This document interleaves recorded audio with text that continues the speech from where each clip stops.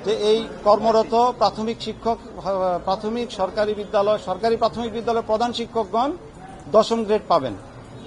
আচ্ছা, দ্বিতীয় ডাইরেকশন হচ্ছে তারা দ্বিতীয়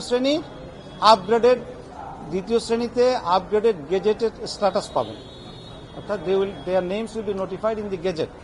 আজকে থেকে এখন যেহেতু টোটাল শিক্ষক প্রাথমিক বিদ্যালয়ের খালি পদ হলো 32,000, যেটা আগের একটা কেসে আপনাদের বলেছি, আর কর্মরত আছে 30,000।